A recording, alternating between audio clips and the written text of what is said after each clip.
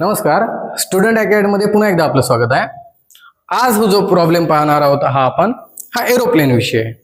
म्हणजे क्वेश्चन काय म्हणते पहा, an aeroplane taxies on the runway for 30 second with an acceleration of 3.2 metre per second square before taking off. याचा अर्थ समजून घ्या. म्हणजे एरोप्लेन टेक ऑफ करण्याच्या अगोदर टॅक्सी सारखं रनवेवर चलत जाते.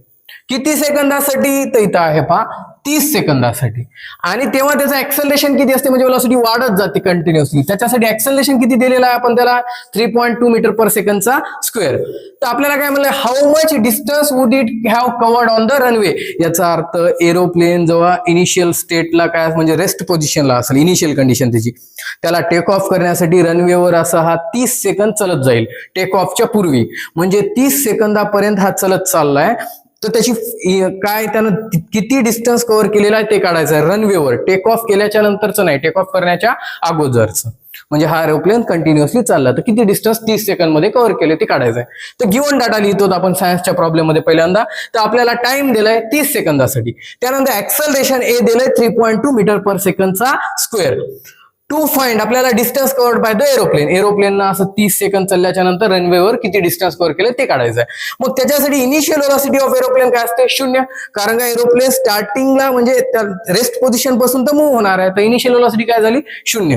तर आपल्याकडे एक फॉर्म्युला आहे डिस्टन्स कव्हर करण्यासाठी, सेकंड लॉ ऑफ मोशन म्हणतात त्याला. S is equal to ut plus half at चा स्क्वेअर. S म्हणजे डिस्टन्स कव्हर केलेलं. तर आता u ची व्हॅल्यू काय? 0. इनिशियल व्हेलॉसिटी पहा. टाइम किती दिले? 30 सेकंड प्लस 1/2 ला 1/2. ऍक्सेलरेशन 3.2 इंटू टाइम आहे 30 त्याचा स्क्वेअर. तर 0 इंटू 30 0 येणार आहे. प्लस ह्या 3.2 ला जर 2 न डिवाइड केलं तर 1.6 येते. 30 चा स्क्वेअर आहे, याचा अर्थ 30 गुणिले 30. मग 1.6 ला, कारण काय शून्य लिहित नाही आपण, 1.6 ला 1.6 30 इंटू 30 900. याचं मल्टिप्लिकेशन केल्याच्या नंतर 1440.0 आलेला आहे. हे मीटर मध्ये आलं.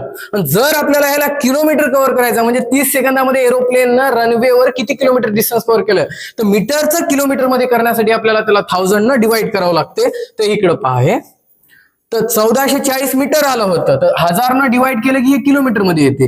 तर 1000 न 1440 ला जर डिवाइड केलं आपण तर 1.440 किलोमीटर. म्हणजे 30 सेकंदामध्ये रनवेवर एरोप्लेननं 1.440 किलोमीटर डिस्टन्स कव्हर केलंय किंवा 1440 मीटर केलंय असं आपण म्हणू शकतो. धन्यवाद.